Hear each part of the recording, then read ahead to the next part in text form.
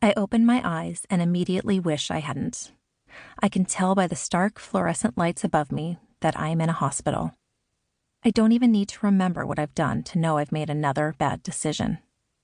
Then again, my life over the last few years has begun to feel like a series of bad decisions. The only problem is that there's an audience watching me, all shaking their heads along the way.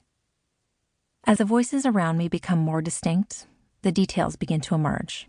The party, the fight with my husband, the text message saying goodbye, the bottle of pills.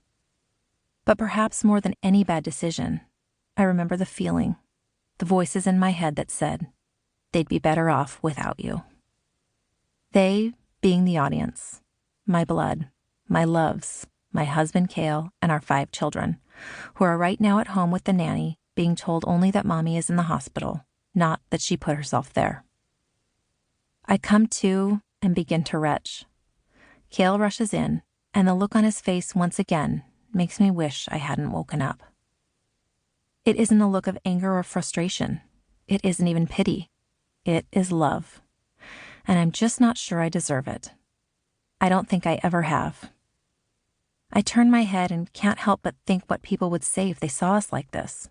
Me lying in a hospital bed, my husband hovering over me crying because I've once again thrown our lives into disarray. The picture we present to people is so perfectly put together. Not a hair is out of place.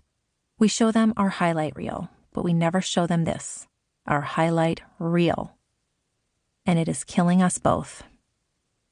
Highlight reel is my story, but as I have come to realize, once I started making good decisions, once I started saving my life, that it is many women's stories. We live in the picture of the best of us, but we fail to heal our worst.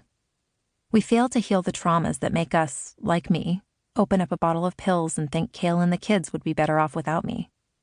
We fail to heal the addictions and behaviors and fears that drive us into living lives that aren't really ours. And for those of us who are married, we fail to heal the big gaping wounds we brought into our marriages, and we're surprised to find that, over time, they have gotten infected. We get sick and we stay sick. As long as the picture looks good, we think we can ignore the illnesses lying just below the surface until, one day, they erupt in the most unimaginable ways. Most of us have been taught that if we just ignore a problem, it will go away. But that's not how trauma works. That's not how it gets healed.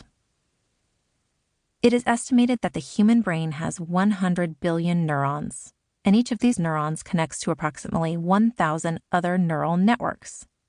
The brain fires off over 20 million billion, yes, million billion, calculations per second. If we were to lay out each neuron, we would have approximately 2 million miles of network. The problem is, when someone has experienced trauma, those neural pathways become distorted because trauma breaks the normal processing. Studies of the brains of human and animal subjects who have been victims of traumatic stress reveal differences in their brains when compared to those who have not. These changes in brain structure and physiology can affect our memory, our ability to learn, and the way we regulate our emotional reactions, social development, and even our moral growth. The brain is triggered into an intricate flight or fight dance in order to protect itself, and we begin to develop maladaptive ways to manage life. We're not able to exert rational control over things that other people can, things like alcohol, temptation, or our own feelings. This is why we can never escape unhealed trauma. It drives our behaviors and, of course, our bad decisions. We end up living in a state of short-term survival. What do I need right now to make me feel better, to make me feel safe? Unfortunately, when you're working from a trauma state, what makes you feel safe rarely provides true safety.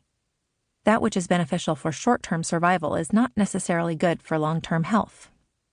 Instead, the thing we use for short-term satisfaction, the drink, the cake or the lack of cake, the flirty text or the fight with our spouse, ends up bringing us only more dissatisfaction.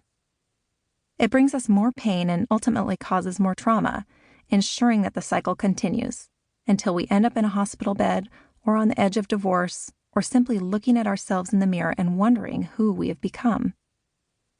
I wish I could say that night at the hospital was my wake-up call, but at least I can say it was part of it. It helped me to begin opening the door to change even though the door was heavy, and I was pretty tired by the time I got there.